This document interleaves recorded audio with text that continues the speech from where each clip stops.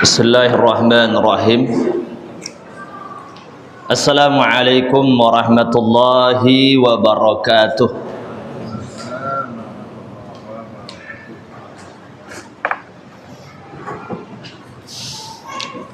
Innal hamdalillah nahmaduhu wa nasta'inuhu wa nastaghfiruh wa na'udzu billahi min shururi anfusina wa min sayyiati a'malina. May yahdihillahu fala mudilla lah wa may yudlil fala hadiya lah. Ashhadu an la ilaha illallah wahdahu la syarika lah wa ashhadu anna Muhammadan abduhu wa rasuluhu la nabiyya ba'da. Allahumma salli wa sallim ala nabiyyina Muhammadin wa ala alihi wa sahbihi ajma'in, amma ba'du. Para jamaah, Bapak Ibu yang dirahmati Allah Subhanahu wa ta'ala, pada malam hari ini kita akan masuk hadis yang ke-26, masih berbicara tentang masalah keutamaan ilmu agama, keutamaan mempelajarinya dan juga mengajarkannya. Hadis yang ke-26 dari sahabat Abdullah bin Mas'ud radhiyallahu taala anhu, seorang sahabat yang mulia, ulama dari kalangan sahabat. Qala, beliau berkata, qala Nabi sallallahu alaihi wasallam, Nabi sallallahu alaihi wasallam bersabda, la hasada illa fisnataini. Tidak boleh ada hasad kecuali dalam dua perkara yang dibolehkan. Tidak boleh ada hasad kecuali dalam dua perkara yang boleh. Ya, ini boleh untuk hasad dalam dua perkara. Rajulun atahullahu malan fasullita ala halakatihi fil haqqi.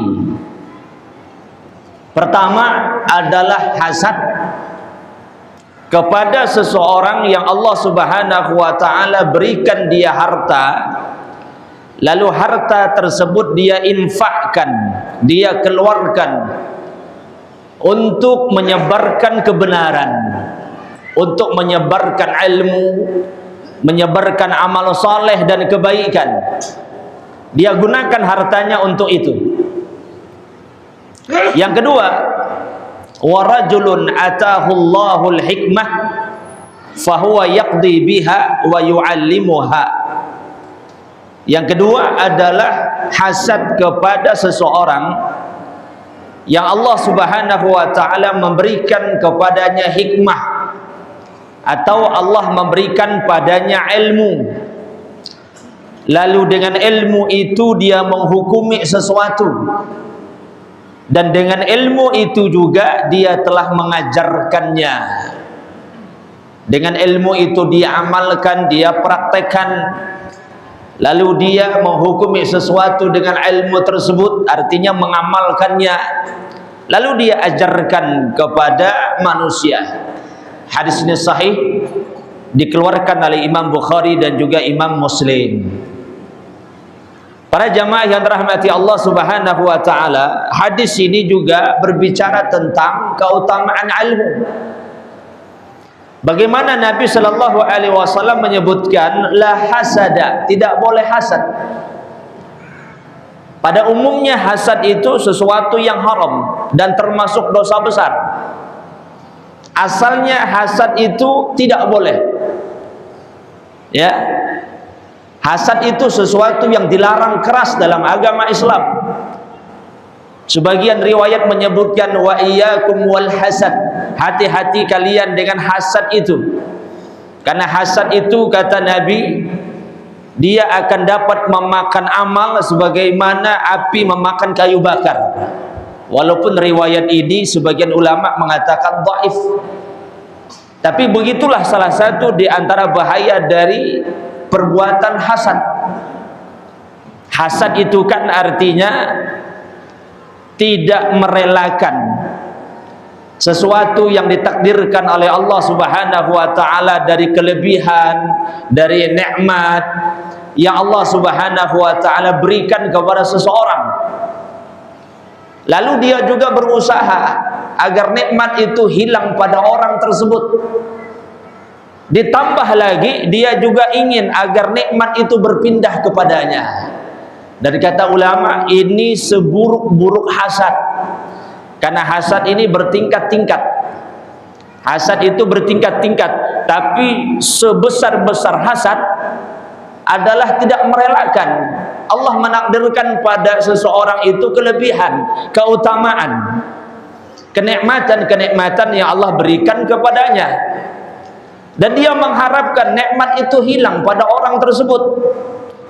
Ditambah lagi dia ingin agar nikmat itu berpindah kepadanya. Bahkan ditambah lagi, karena dia ingin nikmat itu bertambah, maka dia melakukan kezaliman, dia menfitnah orang tersebut agar nikmat itu berpindah kepadanya. Ini seburuk-buruk hasad. Dan itu yang dilarang keras dalam agama Islam. Para jamaah yang dirahmati Allah Subhanahu wa taala, karena itu wajib bagi kita untuk menghilangkan hasad. Lagipun untuk apa kita hasad kepada orang? Karena itu memang sudah takdir dia. Kalau dia lebih berilmu dibandingkan dengan kita, dia lebih banyak hartanya dibandingkan dengan kita, dia lebih tinggi pangkat dan jabatannya dibandingkan dengan kita, dia lebih kaya, dia lebih muda, dia lebih banyak fasilitasnya, itu memang takdir Allah yang Allah tetapkan untuknya. Sehebat apapun kita hasad, ya itu tetap diberikan oleh Allah untuk orang tersebut. Yang capek, yang menderita, maka orang yang hasad. Karena itu obat dari hasad itu hanya satu saja, kata ulama. Apa itu? Cinta dan menumbuhkan cinta pada orang tersebut. Cinta dan menumbuhkan cinta kepada orang itu. Itu obat hasad yang paling manjur. Artinya bagaimana kita melakukan sesuatu yang sesuatu itu hakikat untuk menumbuhkan cinta kepada dia. Ya, makanya bertemu kepadanya, mengucapkan salam, memberi, membantu, mendukung, mendoakan kebaikan untuknya, mendoakan agar dia sehat, keluarganya dan lain sebagainya. Kemudian kalau seandainya dia direndahkan, maka kita bela. Itu perbuatan-perbuatan untuk menumbuhkan cinta dengan saudara kita. Kalau itu sudah tumbuh di hati kita kepada saudara kita tersebut, maka insya Allah hasad tidak ada. Ya, cuman memang agak berat karena memang sudah hasad. Memang agak berat. Tapi bagi orang-orang yang beriman, dia berusaha semaksimal mungkin agar hasad itu hilang, agar hasad itu lenyap pada dirinya, dan dia menjadi seorang muslim yang bersih hatinya daripada hasad. Makanya kita minta kepada Allah Subhanahu wa taala agar diri kita bersih daripada hasad sesama muslim. Dan biasanya hasad itu kata ulama akan menghinggapi seseorang yang satu level, satu profesi. Dokter hasad dengan dokter juga, petani hasad juga dengan petani. Pengusaha juga hasad dengan pengusaha. Ustadz juga hasad dengan ustadz. Ya, seorang alim juga bisa hasad dengan seorang alim yang lainnya. Ya, satu profesi. Maka para jamaah yang dirahmati Allah Subhanahu wa taala, banyak keburukan, banyak kejahatan yang ditimbulkan oleh hasad ini. Nah, Nabi sallallahu alaihi wasallam dalam hadis ini menyebutkan la hasada. Tidak boleh ada hasad kecuali dalam dua perkara. Berarti ini hasad yang boleh. Ya, hasad yang boleh. Karena itu para jamaah yang dirahmati Allah, para ulama mengatakan hasad itu ada dua macam. Ada hasad yang memang sifatnya tercela, sebagaimana tadi yang kita sebutkan, tidak rela Allah Subhanahu wa taala menakdirkan kelebihan untuknya, dia ingin nikmat itu hilang dan berpindah kepada dirinya, lalu akhirnya dia melakukan kezaliman. Ini hasad yang tercela. Tapi ada juga hasad yang mubah, dibolehkan. Bahkan ada juga hasad yang terpuji. Kalau dikatakan terpuji berarti ini baik dan bagus. Ya, dianjurkan bagi seseorang untuk hasad demikian dengan hasad yang terpuji. Kalau hasad yang sifatnya mubah, kata ulama, ketika seseorang menginginkan dia mendapatkan nikmat sebagaimana orang lain mendapatkan nikmat, dan tidak ada perasaan dalam hatinya tidak rela dengan nikmat yang Allah berikan kepada orang tersebut, apalagi ingin agar nikmat itu hilang dan berpindah kepada dirinya. Dia hanya sekedar ingin dalam hati agar dia mendapatkan nikmat sebagaimana orang lain mendapatkan nikmat. Kata ulama, ini mubah. Karena memang rata-rata kebanyakan orang begitu. Mun bahasa kita carat, ya enggak? Kawan beli motor baru, carat kita nak beli motor baru. Kawan memperbaiki rumah, kita pun carat juga nak perbaiki rumah. Ya. Kawan mungkin beli baju, kita pun carat nak beli baju.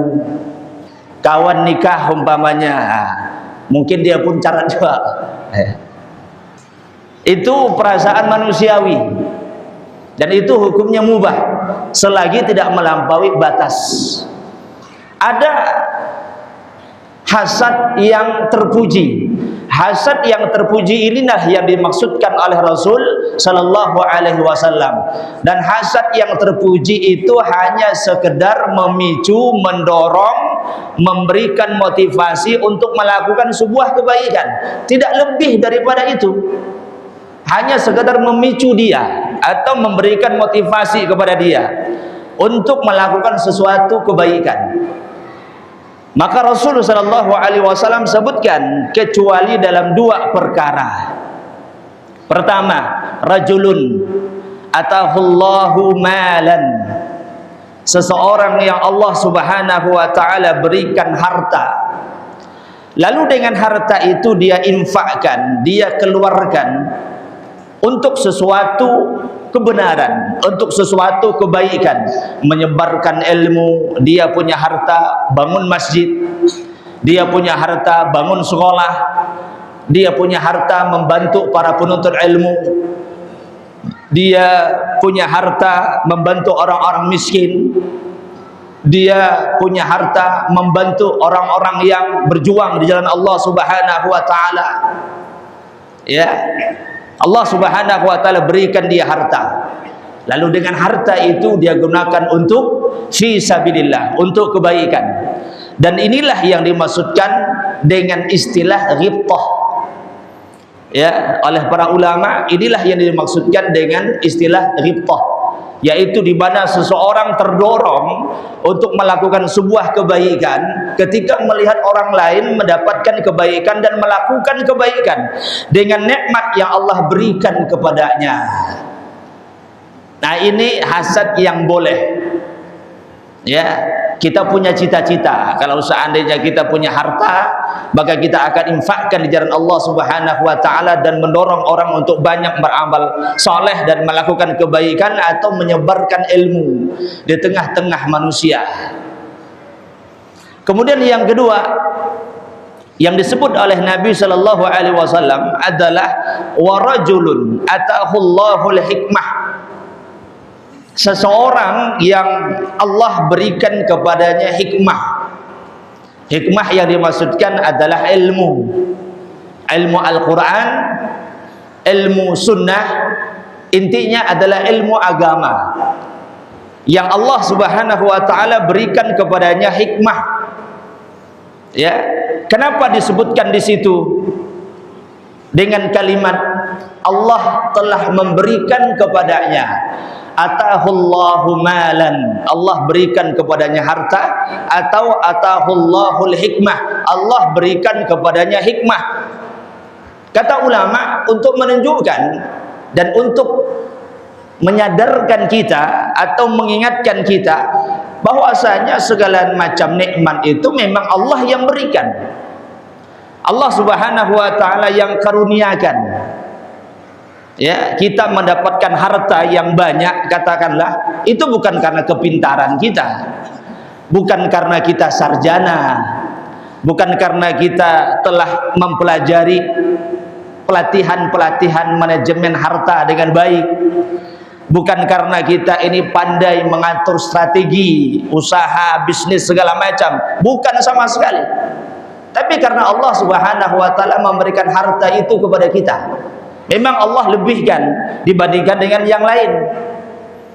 Karena banyak juga yang pandai, yang hebat mengatur strategi manajemen harta dan lain sebagainya, tapi tidak bisa juga dapat. Ya, kadang-kadang maaf, SD saja dia tidak tamat sekolah, tapi hartanya banyak. Tapi maaf, kadang-kadang juga ada yang sampai S3 jurusan ekonomi lagi, ya, tapi tidak dapat apa-apa. Ya, walaupun semuanya itu ada asbabnya, ada sebabnya, tapi yakinlah semua harta itu datang dari Allah Subhanahu wa taala. Allah yang telah memberikannya. Begitu juga hal yang berkaitan dengan ilmu. Makanya Nabi SAW katakan, atahullahul hikmah, Allah telah berikan kepadanya hikmah. Jadi jangan merasa sombong, jangan merasa hebat, jangan merasa alim, jangan merasa pintar kalau dari ilmu yang telah kita peroleh. Walaupun mungkin belajarnya telah lama, berpuluh-puluh tahun, bahkan dia menempuh akademis, ya, perjalanan yang panjang dalam menuntut ilmu, semuanya Allah Subhanahu wa taala berikan atas izin dari Allah Subhanahu wa taala. Nah, Nabi yang mulia sallallahu alaihi wasallam sebutkan yang kedua yang boleh untuk hasad kepadanya seseorang yang diberikan oleh Allah hikmah, fahuwa yaqdi biha, lalu dia menghukumi sesuatu dengan ilmunya tersebut.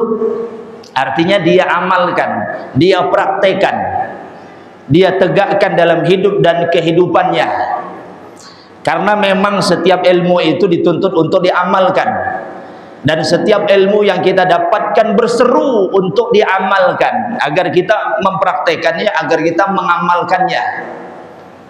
Ya, karena itu ada pesan dari Al-Imam Ibn Taimiyah rahimahullahu ta'ala, ilmu itu baru dia menjadi sebuah hidayah. Ilmu itu baru menjadi sebuah hidayah kalau dia diamalkan. Kalau tidak diamalkan, maka sepanjang dia tidak dianggap sebagai sebuah hidayah. Kapan dia akan menjadi hidayah ilmu yang kita dapatkan? Kalau dia diamalkan dan dia dipraktekkan. Karena kalau hanya sekedar ilmu, ya bisa koleksi ilmu, kumpul-kumpulkan ilmu, hafalan dan lain sebagainya. Tapi kalau tidak diamalkan, ya percuma. Ya, maka agar ilmu itu bermanfaat dan menjadi hidayah, menjadi petunjuk bagi kita, maka dia dipraktekkan, diamalkan, berusaha semaksimal mungkin untuk kita mempraktekannya. Para jamaah yang dirahmati Allah, fahuwa yaqdi biha, Kemudian wa yu'allimuha, dan dia juga mengajarkan kepada orang lain.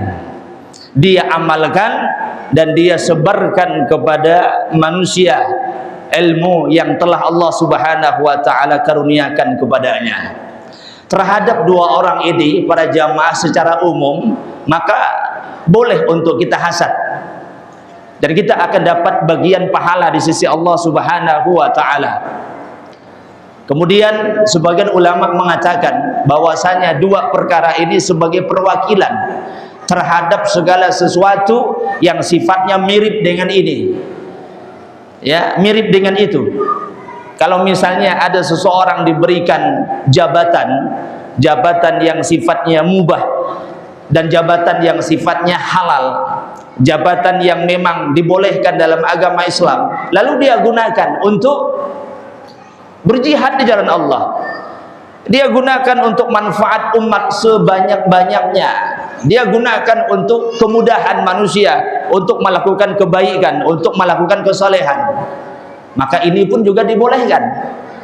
Ya, misalnya ada orang menjadi ketua masjid umpamanya, jabatan ketua masjid, lalu dia masyhur menjadi ketua masjid yang dermawan, yang peduli dengan dakwah, yang peduli dengan syiar-syiar Islam, kebaikan di tengah-tengah masyarakat, dan dia manfaatkan betul-betul agar kaum muslimin bisa mengambil manfaat ilmu, meningkatkan kualitas keilmuan, berfaedah bagi masyarakat, para jamaah, orang-orang yang ada di sekitar, para warga di kampung dan lain sebagainya.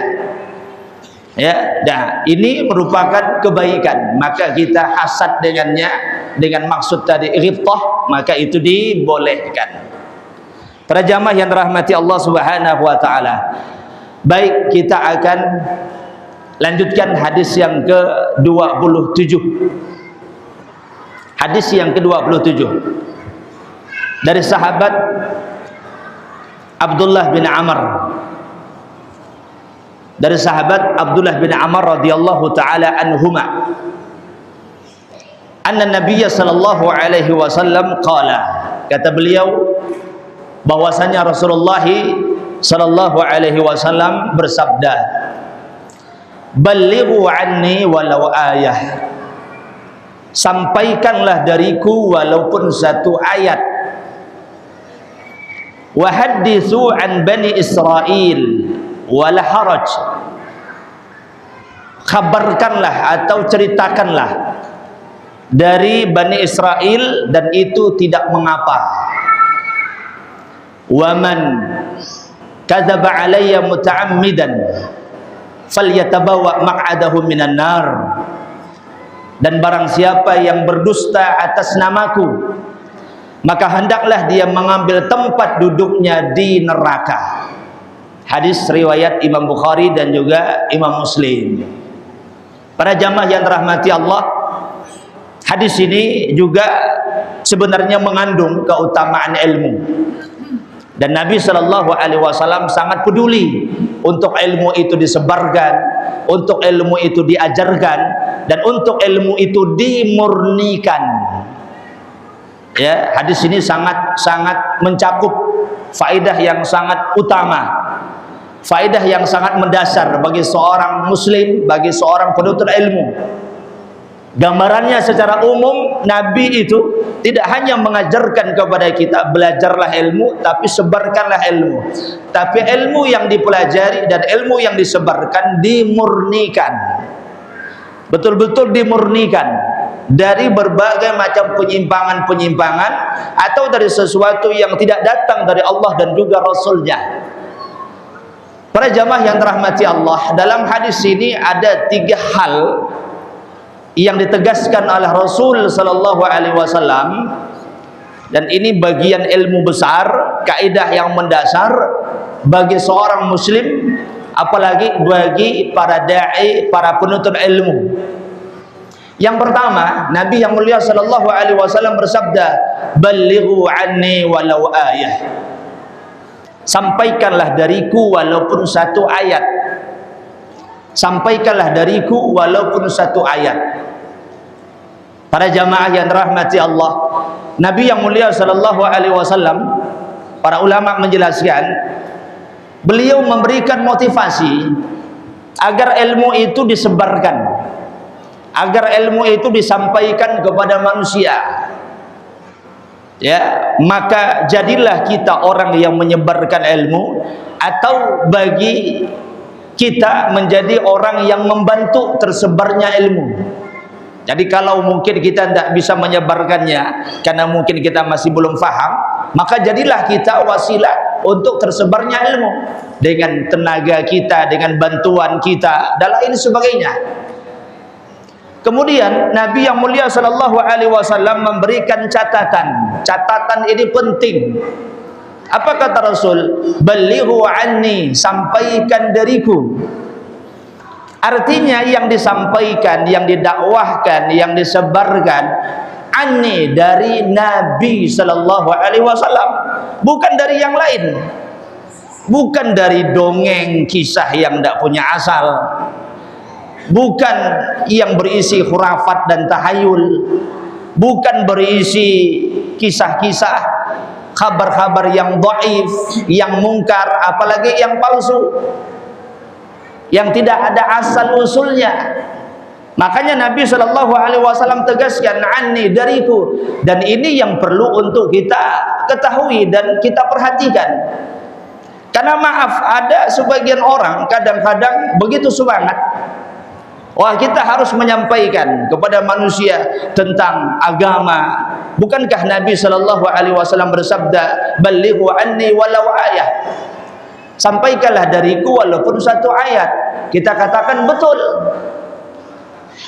Tapi hadis ini harus dipelajari bagaimana para ulama menerangkannya, bagaimana para ulama menjelaskannya, dan bagaimana juga para ulama sekaligus mempraktekkannya, baik dari kalangan sahabat, para tabi'in, para tabi'ut tabi'in. Ya, dan kalimatnya sangat jelas, anni, dariku. Berarti segala sesuatu yang tidak datang dari Nabi sallallahu alaihi wasallam maka tidak boleh disampaikan, tidak boleh diajarkan, tidak boleh untuk dianggap itu sesuatu yang berkaitan dengan syariat atau disandarkan kepada Nabi. Ini ajaran Nabi, padahal bukan. Ini syariat Nabi, hadis Nabi, padahal bukan. Ya, jadi pembatasannya jelas apa yang kita sampaikan. Kemudian para jamaah yang dirahmati Allah Subhanahu wa taala, kalaupun seandainya kita mendapatkan ada hadis yang sahih, seperti sudah terjamin Bukhari dan Muslim, hadis ini sahih Bukhari dan Muslim, kita dengar, kita simak, kita dapatkan dari bacaan, ya, lalu mungkin bahkan kita telah menghafalnya, maka para jamaah, jalan kita tidak cukup sampai di situ. Jalan kita tidak cukup sampai di situ. Jalan kita tidak stop, tapi jalan kita terus berjalan, terus melangkah. Apa yang dimaksudkan? Kalau kita mendapatkan sebuah hadis dan hadis itu sudah sahih, bahkan sudah kita dengar dan sudah kita dapatkan dari guru-guru kita, maka kita juga harus mempelajari hadis itu, apa maksudnya, apa maknanya menurut para ulama. Ya, menurut para ulama ahli sunnah. Jadi tidak semata-mata kita sampaikan pokoknya hadis, maka pemahamannya pun juga harus jelas, dan pemahamannya pun juga harus benar, sesuai yang telah diajarkan, dipahami oleh para ulama. Apalagi yang berkaitan dengan firman Allah dalam Al-Quran, kalam-kalam Allah yang mulia, ya, dalam Al-Quranul Karim, maka harus kita kaji, kita bahas apa yang dimaksudkan, agar kita menerima hadis tersebut dengan baik, kita fahami, lalu kita mengamalkannya dalam hidup dan kehidupan kita pun juga benar. Ya, nah karena itulah para jamaah dirahmati Allah Subhanahu wa taala, para ulama, para dai, para muballigh, orang-orang yang Allah Subhanahu wa taala karuniakan hikmah, mereka memberikan pesan. Hadis yang mulia ini sangat baik. Balighu anni walau ayah, sampaikan dariku walaupun satu ayat. ada ayat yang kita dapatkan, ada hadis yang kita dapatkan dan itu sahih, maka apa yang kita sampaikan tersebut perlu dipelajari dan dikaji agar kita mendapatkan ilmu secara lurus dan tidak menyimpang dalam mempraktikkan dan untuk mengamalkannya. Ya. Lalu Nabi mengatakan walau ayah. Kalimat ayah ini bisa maksudnya adalah firman Allah, bisa maksudnya adalah hadis-hadis Nabi sallallahu alaihi wasallam, bisa maksudnya adalah satu syariat, satu hukum, satu hal yang berkaitan dengan masalah ketentuan dalam agama. Dan ini sifatnya umum. Balighu anni walau ayah. Para jamaah yang dirahmati Allah, satu lagi, bagaimana kita akan bisa memahami bahwasanya ini benar dari Rasul? Bagaimana kita tahu bahwasanya yang disampaikan tersebut benar dari Rasul sallallahu alaihi wasallam, kecuali dengan jalan belajar, menuntut ilmu, mengkaji, membahas dari apa yang sudah kita dengar tersebut.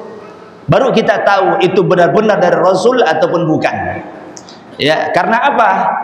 Karena kita khawatir nanti masuk dalam ancaman yang terakhir dari hadis ini. Ya, ancaman yang terakhir dalam hadis ini. Ketika Nabi sallallahu alaihi wasallam bersabda, "Wa man kadzaba alayya muta'ammidan falyatabawa maq'adahu minan nar." Barang siapa yang dia berdusta atas namaku, mengataskan Nabi, syariat Nabi, ajaran Nabi, padahal bukan. Ya, lalu dia sampaikan, dia ajarkan, dia sebarkan di tengah-tengah manusia, maka ini termasuk berdusta atas nama Nabi. Maka hendaklah dia mengambil tempat duduknya di neraka. Nauzubillah. Ini ancamannya keras, ancamannya dahsyat. Karena itu kita tidak boleh meremehkan, apalagi dengan kaidah nak masalah yang penting hadis. Kita katakan dhaif, dhaif pun hadis juga nih. Tidak bisa. Ya, harus diperiksa, harus diyakinkan dia adalah kalam yang betul-betul keluar dari lisannya Rasul sallallahu alaihi wasallam. Karena kalau sudah palsu, dhaif, mungkar, ya ini berbahaya. Jangankan perkara akhirat, perkara yang disandarkan kepada agama, perkara dunia saja kalau palsu tidak mau kita. Tidak. Walaupun sebagian orang perlu dengan palsu, gigi palsu umpamanya. Ya. Ya, tapi sebagian kita tidak mau dengan kepalsuan, harus original. Surat tanah palsu, surat motor palsu, STNK palsu, mau tidak kita? Ya tentu tidak mau. Palsu namanya, apalagi menduit palsu. Walaupun 1 miliar, tapi palsu semua. Tidak mau kita terima, lebih baik 5.000. Ya, daripada 1 miliar tapi palsu semua. Apalagi yang berkaitan dengan kalamnya Rasul sallallahu alaihi wasallam yang disandarkan kepada beliau. Dan kita sudah sangat jauh dari Nabi sallallahu alaihi wasallam. Waktunya, jaraknya, ya, waktu hidup kita dengan hidupnya Rasul, ya, 1400 tahun lebih. Jaraknya Indonesia dengan tempat turunnya wahyu juga jauh. Jadi harus betul-betul belajar, mengkaji. Kenapa kita belajar dan mengkaji? Karena kita tidak mau kepalsuan. Kita mau yang original. Dan itu harus bersungguh-sungguh. Apalagi waktu kita sangat jauh dengan Rasul. Jadi sangat mungkin tersebar kepalsuan-kepalsuan tersebut. Lalu yang kedua, Nabi bersabda, kata Rasul sallallahu alaihi wasallam, "Wa haditsu an bani Israil wa la haraj." Khabarkanlah, beritakanlah dari Bani Israel dan itu tidak masalah. Bismillah. Kata Rasul, beritakanlah, sampaikanlah dari Bani Israel dan itu tidak mengapa. Apa yang dimaksudkan dengan sabda beliau sallallahu alaihi wasallam, beritakanlah dari perkara Bani Israel dan itu tidak masalah? berita dari Bani Israel itu maksudnya adalah segala sesuatu yang diterima dari sebuah berita yang diambil dari ahlul kitab, baik itu Yahudi ataupun Nasrani. Orang-orang Yahudi punya kisah atau punya keyakinan. Orang-orang Nasrani pun juga sama. Maka semua hal yang datang dari ahlul kitab, Yahudi ataupun Nasrani, maka itu yang dimaksudkan dengan min Bani Israel, atau diistilahkan dengan Israiliyat. Khabar-khabar, berita-berita Israiliyat, ya, yang diambil dari mereka. Dalam hadis ini Nabi katakan, kabarkan, sampaikan dari Bani Israel, dan itu tidak masalah. Lalu bagaimana dalam pandangan Islam sebenarnya tentang masalah berita-berita dari Bani Israel, dari ahlul kitab ini? Para ulama menjelaskan bahwasanya berita-berita dari Bani Israel, dari ahlul kitab itu ada 3 macam. Dan itu nanti berkaitan dengan diterima atau ditolak. Yang pertama adalah ada berita dari ahlul kitab yang itu dibenarkan dalam Islam, tidak dianggap sebuah kedustaan, dibenarkan dan tidak dianggap sebuah kedustaan. Maka terhadap berita tersebutlah yang dimaksudkan oleh Rasul sallallahu alaihi wasallam, wala haraj, tidak mengapa untuk diambil, tidak mengapa untuk dibaca, diyakini. Kenapa? Karena sesuai dengan Islam, sesuai juga dengan khabar yang datang dari Islam, baik Al-Quran dan Sunnah Nabi sallallahu alaihi wasallam. Ya, apa contohnya? Di beberapa riwayat Bukhari itu disebutkan ada seorang laki-laki datang kepada Nabi sallallahu alaihi wasallam. Lalu laki-laki ini mengatakan kepada Rasul, "Ya Rasul, kami baca dalam kitab kami." Nah, kitab dia kan ahlul kitab. Dia punya kitab, bukan Al-Qur'an yang dimaksudkan. Ya, kitab dia. Kami baca dalam kitab kami bahwasanya Allah Subhanahu wa taala itu telah menciptakan langit dengan 1 jari, bumi dengan 1 jari, binatang, air, manusia dan lain sebagainya. Allah ciptakan dengan 1 jari. Itu berita yang ada dalam kitab mereka menurut ahlul kitab. Ya, mereka tanyakan kepada Nabi sallallahu alaihi wasallam. Reaksi Nabi waktu itu, beliau diriwayatkan beliau tertawa dan beliau menyetujui apa yang disampaikan oleh Bani Israel tersebut, bahwasanya memang Allah menciptakan langit bumi itu dengan 1 jari, dengan kekuasaan, kebesaran dan keagungan Allah Subhanahu wa taala. Adapun kaifiatnya Allahu a'lam, kita tidak tahu. Ya, itu berita Israiliyat namanya, yang terdapat dalam ya keyakinan ahlul kitab, dibenarkan oleh Rasul sallallahu alaihi wasallam, maka itu boleh untuk diterima. Yang kedua, ada kisah Israiliyat dari ahlul kitab yang dia bertentangan atau didustakan. Beritanya tersebut didustakan, ya, oleh Islam, maka tidak boleh kita terima. Tidak boleh kita terima. Tidak boleh kita mengambilnya, apalagi meyakininya. Apa contohnya? Contohnya ada orang-orang Yahudi berkata kepada sahabat waktu itu. Ya, keyakinan orang-orang Yahudi pada waktu itu disebarkan di Madinah dan didengar oleh para sahabat. Apa itu? Barang siapa seorang suami yang mendatangi istrinya dari belakang, ya, dari belakang, arah belakang, maka anaknya nanti terlahir dalam keadaan juling. Dah tahu juling kan?